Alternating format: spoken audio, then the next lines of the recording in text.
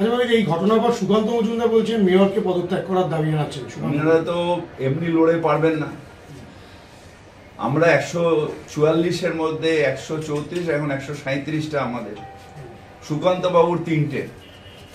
আমি ছেড়ে দিলেও উনি তো সংখ্যাতে কখনো মেয়র হতে পারবেন না। তো উনি ছাগলের থার্ড বাচ্চার মতন লাফিয়ে লাফকিয়েছে।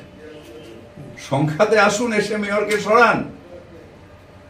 আপনাকে কাউন্সিলরের সংখ্যা বাড়াতে হবে, তবে তো মেয়রের পদত্যাগ চাই। হঠাৎ মেয়রের পদত্যাগ চাই, তাহলে কি আপনি এসে মেয়র হবেন 3টে কাউন্সিলর নিয়ে? টেকনিক্যালি থাকে এবং কর্পোরেশনে তখন জমা দিতে হয় প্ল্যান।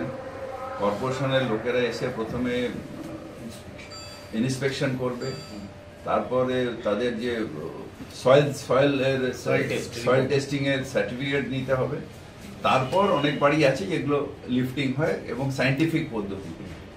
এরা কাদের পাল্লায় গিয়ে পড়ে আমি জানি না, কি ব্যাপার, কেন কারা এসেছিল আমি তাও জানি না। আমি তো গঙ্গাসাগর মেলায় রয়েছি, কিন্তু এটা পদ্ধতি নয়। ফর গ্রান্টেড নিয়ে নিলে মুশকিল। সে ধরা পড়ে যাবে, কতদিন পলাতক থাকবে। আচ্ছা ভাই, এই ঘটনার পর সুকান্ত মজুমদার বলছেন মেয়রকে পদত্যাগ করার দাবি জানাচ্ছেন। আপনারা তো এমনি লড়ে পারবেন না। আমরা 144-এর মধ্যে 134, এখন 137টা আমাদের। সুকান্ত বাবুর 3টে।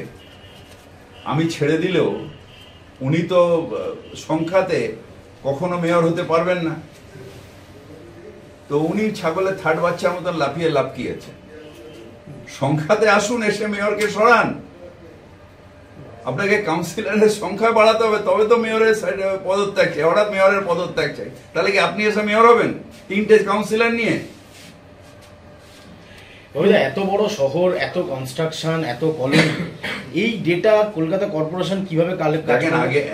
আগে এটার কোনো পদ্ধতি ছিল না।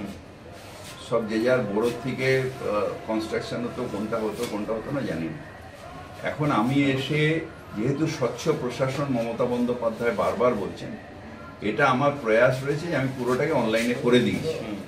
এরপরে পুরনো বাড়িগুলোর ক্ষেত্রে আমরা সার্ভে শুরু করেছি। একদিনে এই লক্ষ লক্ষ বাড়িতে একদিনে করতে পারবো না, কিন্তু আগে আমাদের আজকের থেকে আমরা যেটা গার্ডেন নিচের পরে করে, যেরকম আমরা প্রত্যেকটা ইঞ্জিনিয়ারকে যারা এসি আছে তাদের দিয়ে দিয়েছি কোন কোন রাস্তায় কোন কোন দিন যাবে, এবং তারা ওগুলো তুলে অ্যাপে লোড করতে থাকবে যে রাস্তার মধ্যে কোন কোন কনস্ট্রাকশন হচ্ছে আর কোথায় কোথায় হচ্ছে।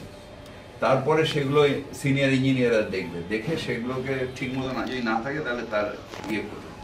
এটা আমি অ্যাপের মাধ্যমে রিসেন্টলি করেছি, মানে গার্ডেন রিচ হওয়ার পরে।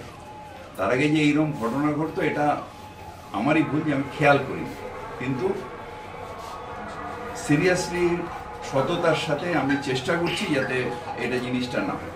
এবার পুরনো দুটো একটা বিল্ডিং ভেঙে পড়ে যাচ্ছে বা বেঁকে যাচ্ছে, এটা নিশ্চিতভাবে পৌরসভা দায়িত্ব নিয়ে করছে এবং আমরা এটাকে ডেমলিশ করছি। এবং আমি ইঞ্জিনিয়ারদের বলেছি, এখান থেকে আমি বললাম মিউনিসিপ্যাল কমিশনারকেও বলেছি যে সিনিয়র ইঞ্জিনিয়ারদের পাঠিয়ে পুরো জায়গাটাকে কর্ডন করে আস্তে আস্তে করে করুন, যাতে কোনো মানুষের অসুবিধা না হয়।